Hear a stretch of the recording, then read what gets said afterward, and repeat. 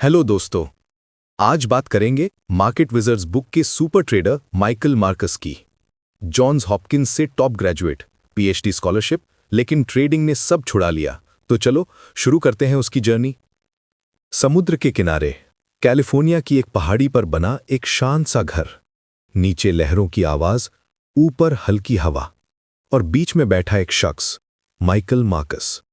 आज अगर तुम उसे देखो तो लगेगा कोई अरबपति इन्वेस्टर है। प्राइवेट बीच, बड़ा घर, शांत लाइफ। लेकिन उसकी जर्नी भाई बिल्कुल वैसी नहीं थी जैसा ये नज़ारा दिखता है। कभी वो भी तुम्हारी हमारी तरह था, एक स्टूडेंट जिसके पास सपने ज्यादा थे और पैसे बहुत कम। और हां, शुरुआती ट्रेड्स सीधा सीधा वाइप आउट। साल था 1969। माइकल ने जॉन्स हॉपकिंस यूनिवर्सिटी से टॉप ग्रेड्स के साथ ग्रेजुएशन किया।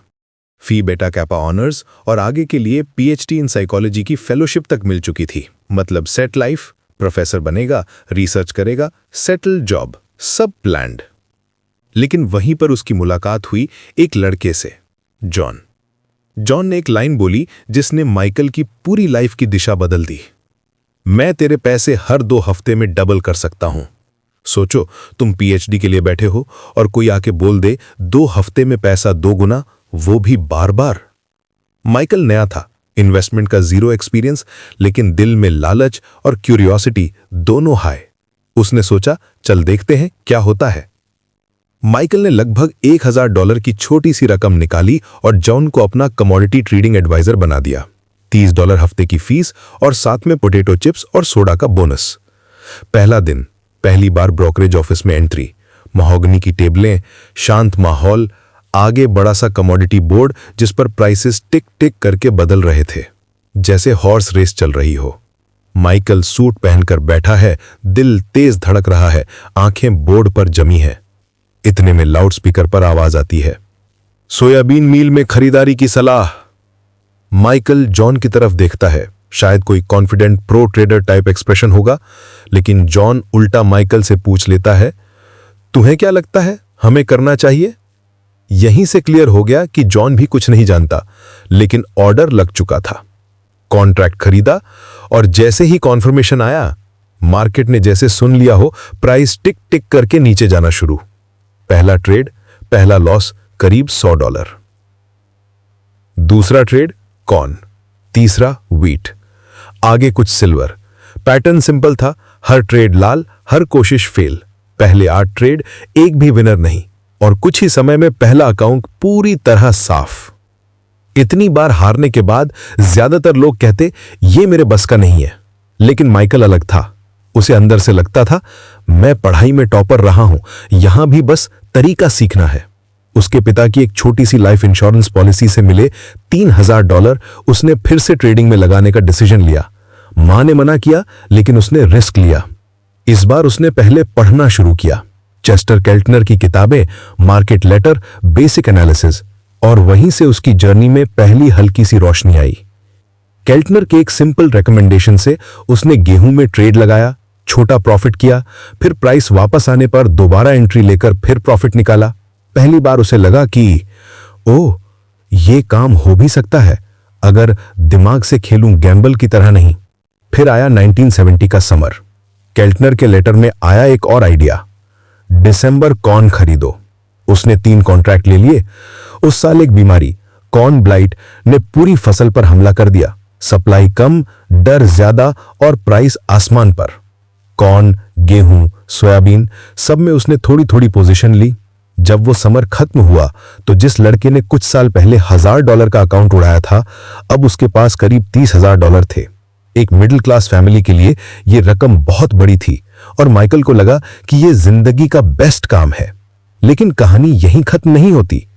जहां ज्यादातर लोग यहीं पर सेटल हो जाते, माइकल ने वही पुरानी गलती दोबारा की, लालच वाला ऑल इन। अब वो ग्रेड स्कूल में था, लेकिन उसका दिमाग क्लास में कम, ब्रोकरेज ऑफिस में ज्यादा।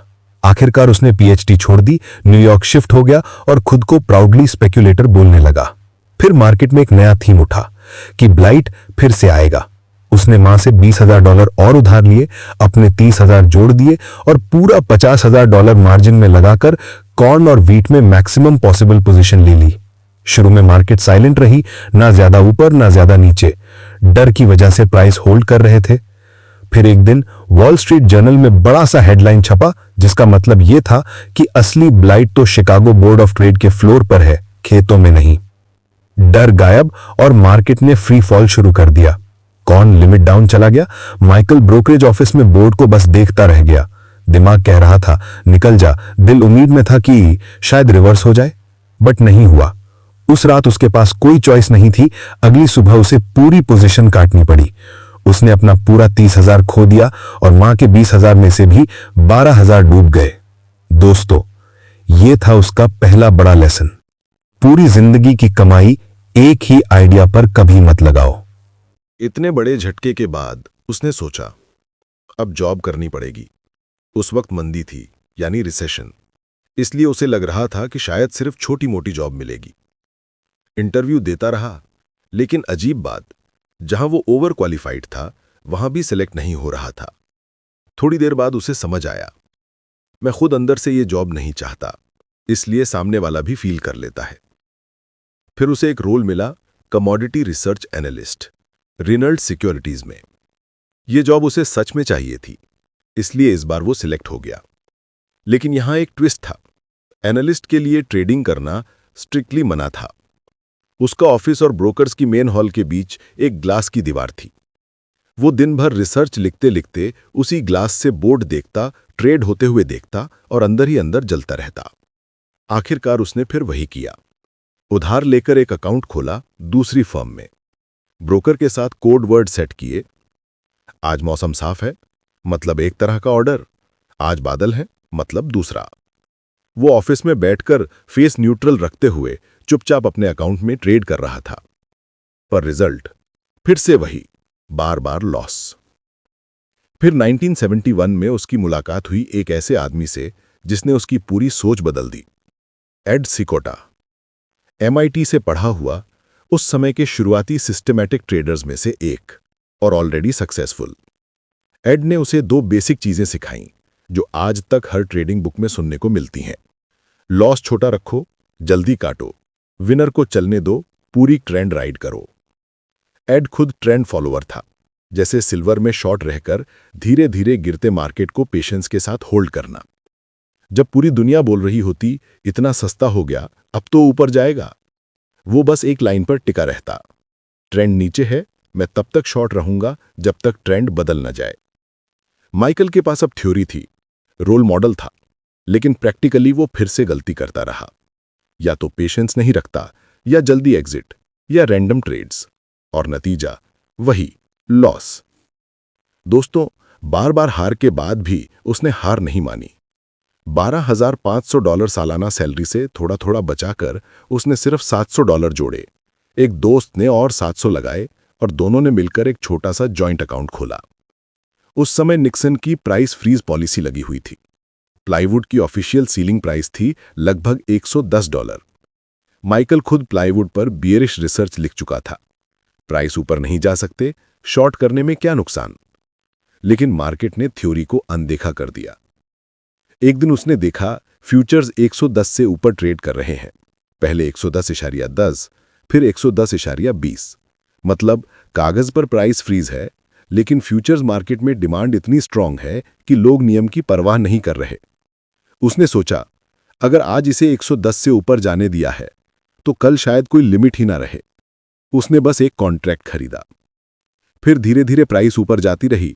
उसने पोजीशन पर पोजीशन जोड़ते हुए पिरामिडिंग की और प्लाईवुड आखिरकार 200 के आसपास पहुंच गया। कुछ ही महीनों में $700 का हिस्सा 12,000 तक पहुंच गया था। लेकिन जैसे ही पैसा बढ़ा, पुरानी बीमारी वापस, ओवर कॉन्फिडेंस। प्लाईवुड की सक्सेस से माइकल जोश में था। उसे लगा शॉर्टेज लंबर में भी आएगी और वहां भी प्राइस फ्रीज टूटेगा। उसने प्लाईवुड से बने 12,000 को फिर से ऑलमोस्ट ऑल इन करके लंबर में झोंक दिया। इस बार सरकार जाग चुकी थी। अगले ही दिन ऑफिशियल्स ने पब्लिक स्टेटमेंट दे दी, हम लंबर में प्लाईवुड जैसा सीन नहीं होने देंगे, स्पेक्यूलेटर्स पर स्ट्रिक्टनेस होगी। मार्केट धड़ाम से गिरा और माइकल की 12,000 फिर से 4,000 के नीचे आ गई। 2 हफ्ते तक वो लिटरली रोज सुबह ऑफिस जाता, रेडी टू गिव अप। हाथ कांपते, दिमाग सुन, दिल कह रहा काट दे, कुछ तो बचा ले। लेकिन चार्ट पर एक लेवल ऐसा था जहां पर प्राइस रुक रुक कर सपोर्ट ले रही थी। उसने डेस्परेशन और थोड़ी सी चार्ट बेस्ड हिम्मत पर होल्ड कर लिया। धीरे धीरे मार्केट रिवर्स हुआ, शॉर्टेज का असर दिखा और साल के अंत तक वही $700 से शुरू हुआ अकाउंट 24,000 तक पहुंच चुका था। प्लाईवुड लंबर ड्रामा के बाद भी। और दोस्तों, इस बार उसने दिमाग में एक बात पत्थर पर लिख ली, अब कभी भी सब कुछ एक ही ट्रेड पर नहीं लगाऊंगा। 1973 में प्राइस कंट्रोल्स हटने लगे। कई कमोडिटी में साल 2 साल तक चलने वाले बड़े बड़े अपट्रेंड्स बने। इन्फ्लेशन, शॉर्टेज सब मिलकर परफेक्ट स्टॉर्म बना रहे थे। माइकल ने वही बेसिक प्रिंसिपल्स यूज किए। मेजर ट्रेंड्स को पकड़ो, पोजीशन होल्ड करो, छोटे पुलबैक में पैनिक मत करो। और उसका अकाउंट 24,000 से 64,000 तक बढ़ गया। लेकिन इन गोल्डन सालों में भी उसने एक गलती की जो उसे अंदर से चुभती रही, सोयाबीन्स का ट्रेड। मार्केट एक बड़े बुल रन पर था, लेकिन माइकल ने थोड़े गेंस के बाद इंपल्सली पूरी पोजीशन काट दी। चलिए, प्रॉफिट तो लॉक कर लिया। उसके बाद क्या हुआ? सोयाबीन्स लगातार कई दिनों तक अपर सर्किट लगाता रहा और माइकल बाहर बैठकर बस देखता रहा। उसका दोस्त और मेंटर एड सिकोटा अंदर था, फुल ट्रेंड पकड़कर, और माइकल हर दिन ऑफिस आते ही टूट जाता। वो इन है, मैं आउट हूं और मार्केट उड़ रहा है। ये रिग्रेट इतना पेनफुल था कि उसने एक वक्त ट्रैंक्विलाइजर जैसी दवाइयां तक ट्राई की ताकि दिमाग की तकलीफ थोड़ी कम हो सके। दोस्तों, ये वो लेवल था जहां उसे समझ आया, मार्केट में सिर्फ पैसा नहीं, दिमाग और इमोशन भी दांव पर लगे होते हैं। कुछ समय बाद न्यूयॉर्क कॉटन एक्सचेंज के फ्लोर पर जाने का चांस आया। उसे लगा यही असली गेम है, यही वो रिंग है जहां मैं सच में लड़ूंगा। लेकिन एक नई सच्चाई सामने आई। वो ट्रेड पिक करने में अच्छा था, पर रिंग में खड़े होकर चिल्ला चिल्ला कर ऑर्डर एग्जीक्यूट करना उसके बस की बात नहीं थी। शर्मीला स्वभाव, धीमी आवाज और नतीजा ये कि वो अपने ही ऑर्डर्स एक दोस्त फ्लोर ट्रेडर से कराता रहा। फिर भी उस फ्लोर एक्सपीरियंस ने उसे एक गिफ्ट दिया, इंट्राडे लेवल्स की इंपॉर्टेंस और सर्फिंग वाला स्टाइल। क्रिटिकल इंट्राडे पॉइंट्स पर बहुत बड़ी पोजीशन लेना, अगर तुरंत नहीं चला तो फौरन बाहर, अगर चल पड़ा तो सैकड़ों पॉइंट का मूव, लेकिन रिस्क सिर्फ कुछ पॉइंट। आज के चौपी मार्केट में शायद ये सेम तरह से न चले, लेकिन उस वक्त यही स्टाइल उसकी एज थी। चलिए, अब बात करते हैं माइकल के रूल्स की।